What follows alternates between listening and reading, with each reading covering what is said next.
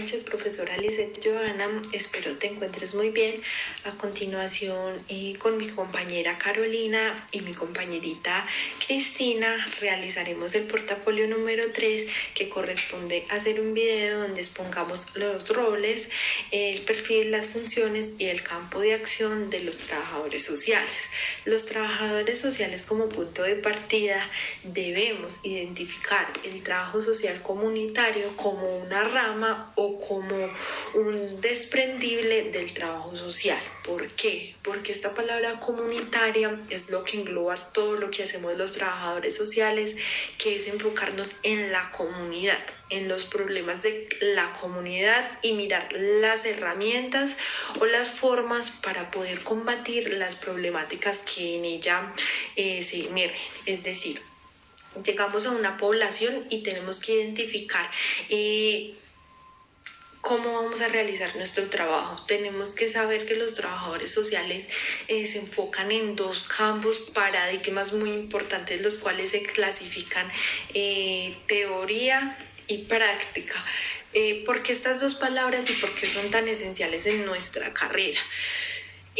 Teoría, porque es muy importante para nosotros recolectar información por medio de herramientas como cronogramas de actividades, árbol de problemas, mapas, o es de libre elección de cada uno cómo lo quiera llevar, para poder anotar los puntos relevantes e importantes que se presentan en esta comunidad, para tener como un punto de partida de lo que vamos a realizar. Y después de que tengamos todo esto, que tengamos la información organizada, que podamos manejarla, ahí sí procederemos a lo que es la práctica, que es entrar al campo de acción, poder comunicarnos de esa comunidad, llevarnos como todas esas problemáticas, todas esas situaciones, y pues no solo esto, sino ir al pasado, ver cómo de dónde surgen todas estas problemáticas, por qué se dieron, y mirar las mejores opciones de nosotros poder combatir esta problemática, ver de qué manera, qué debemos implementar, a dónde debemos llegar, qué ente puede ser el que nos pueda dar la ayuda, nos pueda colaborar para nosotros cambiar todas estas situaciones, y que las personas que están inmersas en este conflicto, en esta situación que no deja que tengan una sana calidad de vida, que no permiten que estén bien, mentalmente los afecta mucho, que les genere muchos tipos de circunstancias negativas, podamos de ciertas maneras cambiarlas, hacer todo lo posible por entrar a la comunidad que nosotros vamos a entrar, pero con el fin de realizar cambios en esta comunidad. Y como trabajadores sociales también es muy importante para nosotros identificar 4 aspectos que son muy importantes para iniciar una intervención. Primero, la comunidad. ¿Qué tipo de comunidad vamos a intervenir? Si es una comunidad indígena, si es una comunidad afrodescendiente, si es una comunidad estudiantil, si es una comunidad perteneciente a una empresa, una comunidad de un barrio. Tenemos que identificar muy bien con qué personas es que vamos a trabajar. Lo segundo que debemos identificar es la población. ¿A qué se refiere población? Su estrato socioeconómico, el rango de edades, el sexo, si vamos a trabajar con mujeres, con hombres, o sea, un porcentaje de mujeres y hombres, porque todo esto nos sirve para mirar las formas y nosotros implementar instrumentos dependiendo de todas estas condiciones para poder hacer nuestro trabajo. También es muy importante identificar los recursos, como la localización, el sitio donde se va a trabajar, identificar la problemática, por qué surge esta problemática. También es muy importante generar una organización social, tener un marco teórico que es como el punto de partida y lo que engloba todo lo que voy a trabajar con esta comunidad, todo lo perteneciente a ella, sus movimientos, su historia, porque ha transcurrido el tiempo que lleva pues presentándose esta problemática, las cosas negativas que ha traído consigo, lo que ha generado en esta comunidad. Y las fases diagnósticas son 4. La primera fase diagnóstica que el trabajador social debe identificar o más bien realizar es la fase diagnóstica. La fase del diagnóstico es donde como tal ya identificamos cuál es la problemática, cuál es su surgimiento, qué ha traído consigo. Y todo esto al ser plasmado nos da paso a la siguiente fase, que la otra es planificación social. En la planificación social lo que vamos a hacer es de cierta manera mirar y organizar de qué forma vamos a entrar a intervenir esta comunidad, cuál es la mejor opción para nosotros entrar, para ser aceptados en la comunidad, y así pasar a la fase de ejecución y trabajo, intervención, que es como tal ya cuando damos el paso a entrar a trabajar, cuando ya tenemos nuestros propios conocimientos de todo lo que pasa. Un ejemplo de nuestra vida real. Una comunidad perteneciente a mi municipio que se llama Duchijoma es una comunidad indígena. Allá se presentan diversas problemáticas como descuido de los niños entran en mendicidad y van a las calles a pedir, no estudian, no tienen una calidad de vida. Entonces nosotros como trabajadores sociales debemos entrar e identificar por qué pasan todas estas cosas. Cuando ya tengamos un diario de campo y hayamos identificado las diversas secuencias históricas por las que ha pasado todo eso y por lo que ha surgido esta problemática, ahí sí podemos entrar a ver y a implementar herramientas para cambiar estas problemáticas. Por último, tenemos una fase que es la de control y evaluación, donde nosotros mismos evaluamos si lo que hemos implementado, si todas estas herramientas han traído consigo un cambio en esta comunidad, o si no, replantear todo para volver a mirar cuál es la mejor opción de poder intervenir. También sabemos que nosotros como trabajadores sociales cumplimos las funciones y los roles de ser acompañantes, de ser la guía, de ser como el punto de partida, de ser el asesor, el informador, la persona que está ahí constante, ayudando, brindando soluciones positivas, diciéndole a estas personas que vamos a lograr un cambio, que se pueden los cambios. Los trabajadores sociales somos como las personas que estamos en constante acompañamiento de todas aquellas personas que pertenecen a una comunidad y tienen ciertas problemáticas, están abandonados, tienen conflictos, se les violan sus derechos, sus deberes. Entonces nuestra función es la de estar ahí, la de acompañar, la de brindar una posibilidad de cambio, brindarles a esas personas un granito de arena, que vean la vida desde otro punto de vista, que sepan que no están solos y que sí tienen muchas personas que los acompañan, que van a trabajar y a luchar por ellos, sin importar sus condiciones, edad, sexo, extracto socioeconómico. Y sin importar todo eso, vamos a estar ahí brindando todo nuestro apoyo y todo nuestro conocimiento y luchando para que estas comunidades puedan tener una mejor calidad de vida. Bueno, buenas noches para todos. Mi nombre es Cristina Gómez y yo les voy a hablar sobre los 4 escenarios del trabajo social comunitario. Y vamos a empezar por el trabajo social comunitario en el medio rural. Entonces, el trabajador social en el medio rural parte hacia la promoción y el desarrollo comunitario, ¿sí? Teniendo en cuenta que lo fundamental en el medio rural pues son los campesinos. Ellos son parte importante de esta sociedad Por lo tanto, pues es muy importante conocerlo e investigarlo a cabalidad. Se tiene que tener en cuenta los contextos históricos para poder empezar cualquier tipo de investigación o siquiera para poder empezar a hablar. Entonces los contextos históricos son muy importantes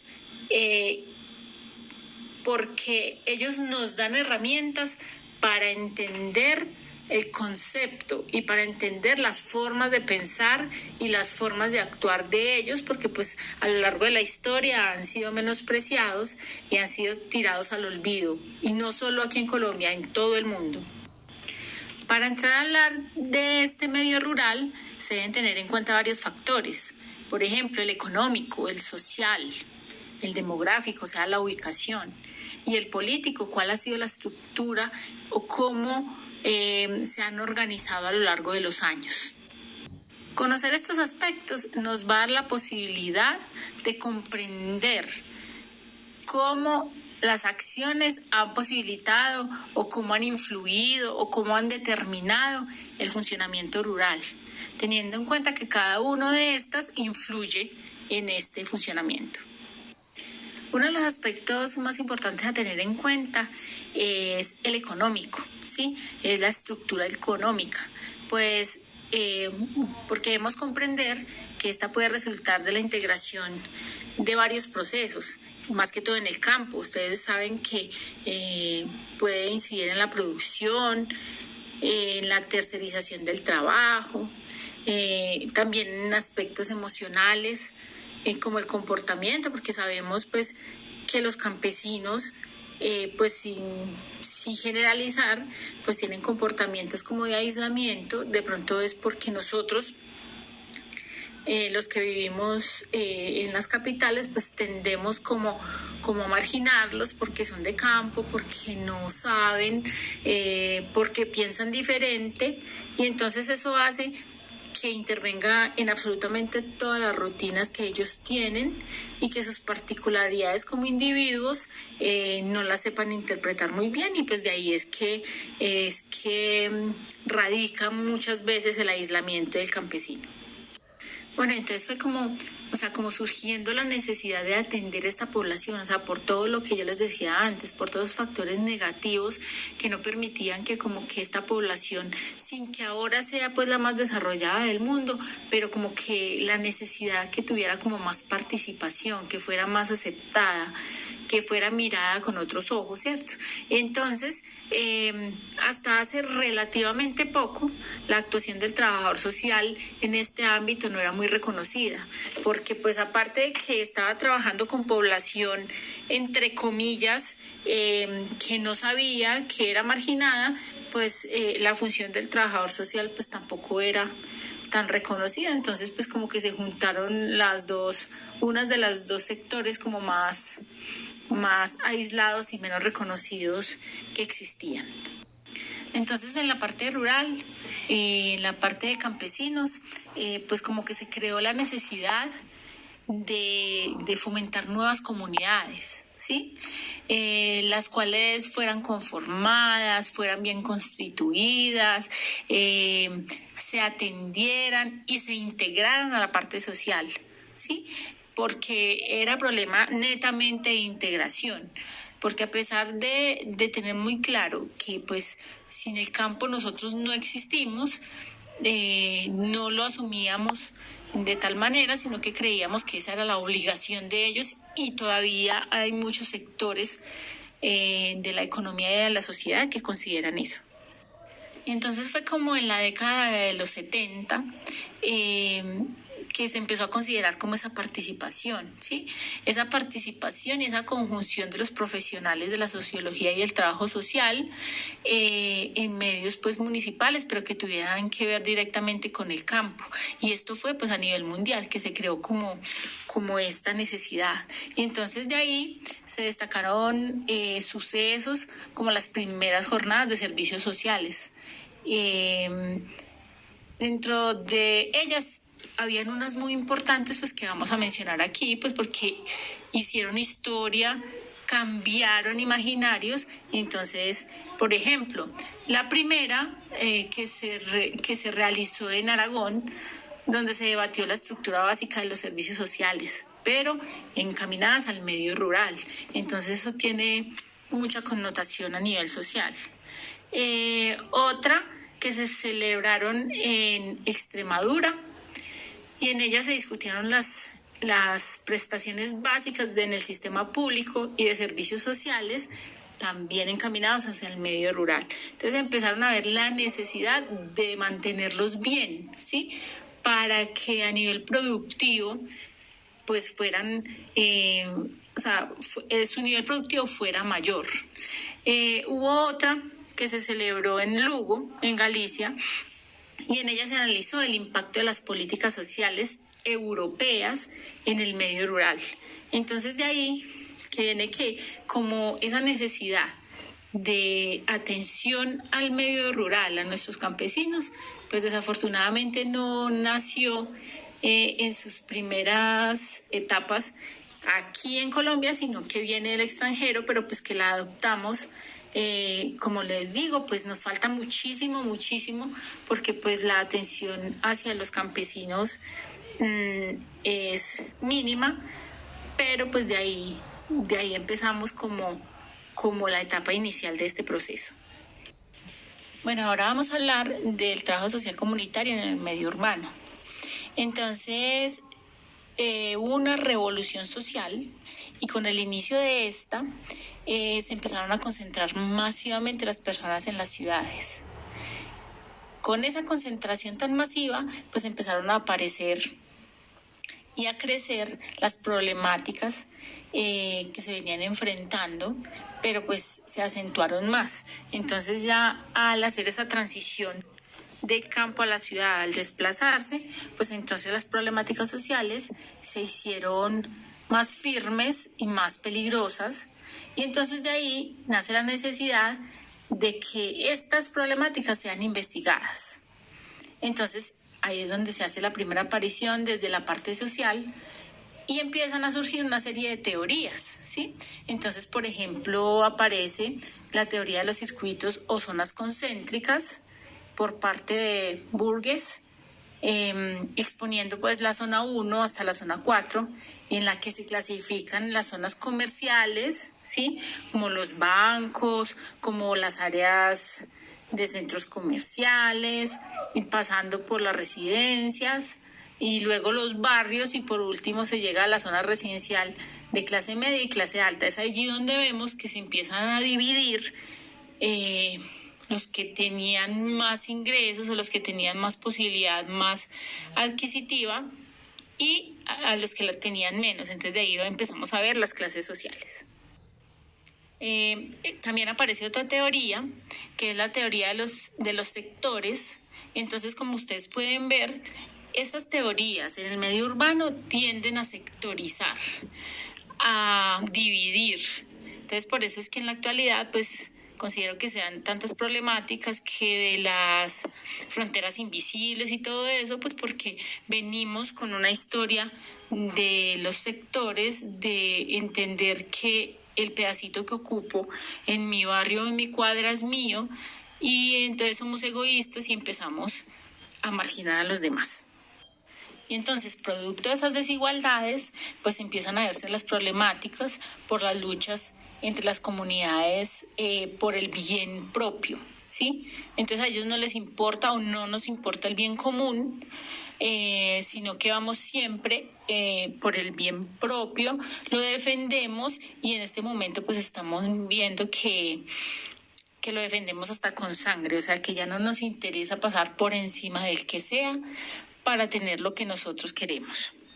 Y de ahí es donde el trabajo social entra como a luchar para que estas comunidades se relacionen, para que estos problemas de vecindad no se acentúen tanto.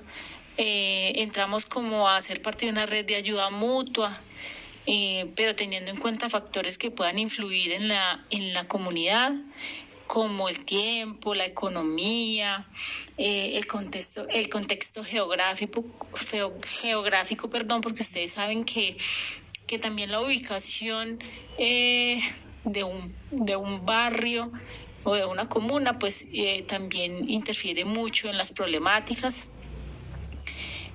también factores como la pobreza, la exclusión, porque si bien en este momento en Colombia existen muchas ayudas para estas comunidades marginadas, pues considero que el gobierno se ha vuelto asistencialista, porque de tantas ayudas y tantos subsidios, pues las personas de bajos recursos pues ya no quieren, en su mayoría, no estoy generalizando, pero pues ya no quieren trabajar, que porque el gobierno les da, porque no trabajen, porque tengan hijos, porque estudien, entonces los estamos minimizando. Entonces, ¿cuál es nuestro papel como trabajadores sociales en estas comunidades? Simplemente debemos buscar que los grupos poblacionales y las organizaciones se empoderen, que autogestionen, que las comunidades urbanas y rurales se hagan partícipes de los procesos. Entonces nosotros somos mediadores. Entonces debemos impulsarlos a que luchen por sus derechos, a que vayan más allá de lo que la sociedad les ha impuesto hasta ahora. Bueno, muchísimas gracias por la atención, que estén muy bien. Un saludo, mi nombre es Carolina Giraldo y daré continuidad a la exposición de mis compañeras hablando sobre la integración comunitaria a través de la economía social. La marginación se da principalmente por no aportar a la economía de una comunidad y es por eso que solo se podría hablar de integración comunitaria en una economía social si todos los miembros de la misma son aportantes activos. Hay una frase de Muhammad Yunus que dice que en el mundo crece más la riqueza, pero la mayoría de la población vive en la pobreza. La pobreza no la crea la gente pobre. Esta es un producto del sistema que hemos creado. Por ende, hay que cambiar los modelos y conceptos rígidos en nuestra sociedad.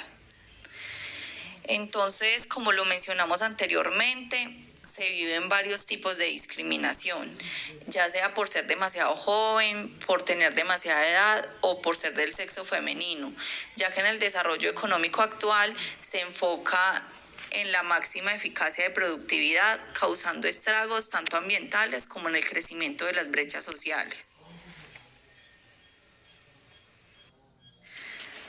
Respecto a todo esto, se intenta dar soluciones desde el ámbito social, como la implementación de una economía social o solidaria. Por ello se habla del cooperativismo, que en su esencia viene definido por la unión o asociación de personas, no de capitales, que constituyen el elemento humano base y cimiento de la empresa, caracterizada por una ayuda mutua, es decir, por la colaboración y participación de todos en lograr el objetivo de bienestar colectivo.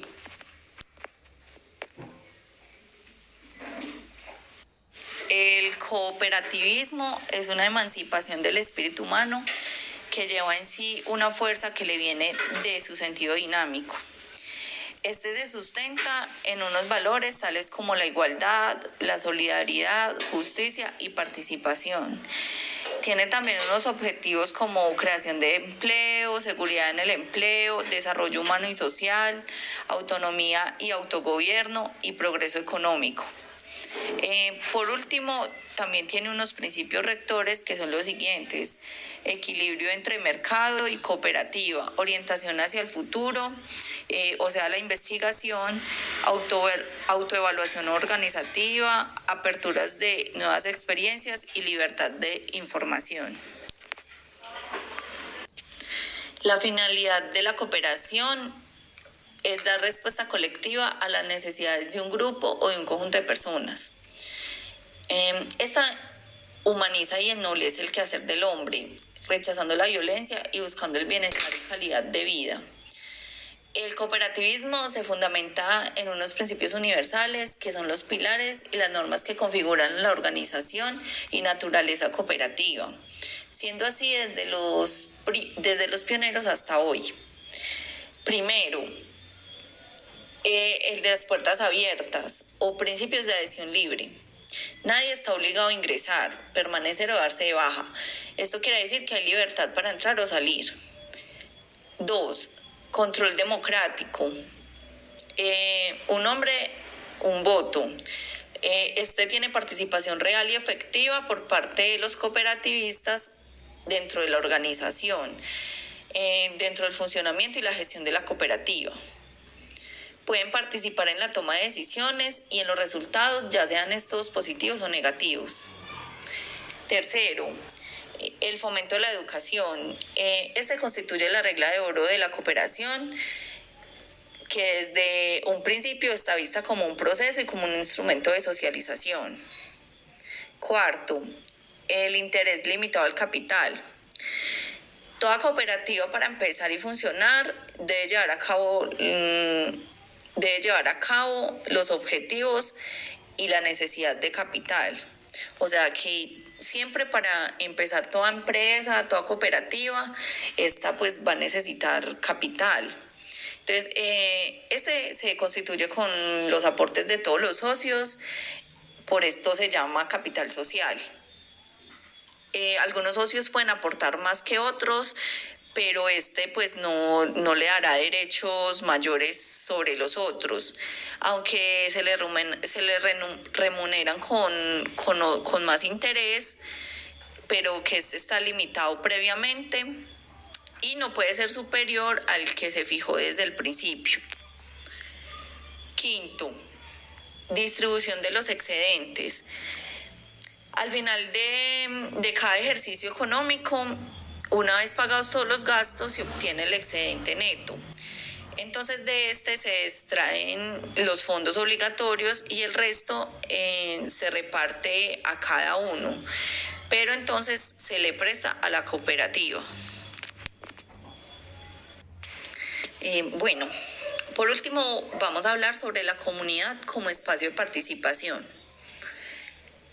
El trabajo social comunitario no podría ser llamado de esta manera sin la participación de la comunidad, aunque dicha participación puede variar según las circunstancias. Se habla de 5 condiciones sociológicas de la participación, que son las siguientes. Primero, el consenso. Según el grado de conformidad que reine, hará que una organización sea una fuerza de combate o de colaboración. Segundo, libertades públicas. La participación solo es posible cuando están garantizadas constitucionalmente las libertades de asociación. Tercero, proximidad social. La participación comunitaria exige una cierta proximidad entre los ciudadanos y el poder. Cuarto, formación e información. La formación en la participación se inicia en la escuela a través de la educación cívica y despertando el sentido de la responsabilidad, y la formación comprende la circulación de las noticias y los mensajes desde las bases a la cumbre y viceversa. 5. Mando responsable. Este recae en el líder legalmente elegido por todas las partes. Por ejemplo, en los países democráticos, la participación de las personas constituye la base del propio sistema, donde el deber público es promover las condiciones para que la libertad de integración de los individuos o comunidades sea real e igualitario en la política, en la cultura y en lo social.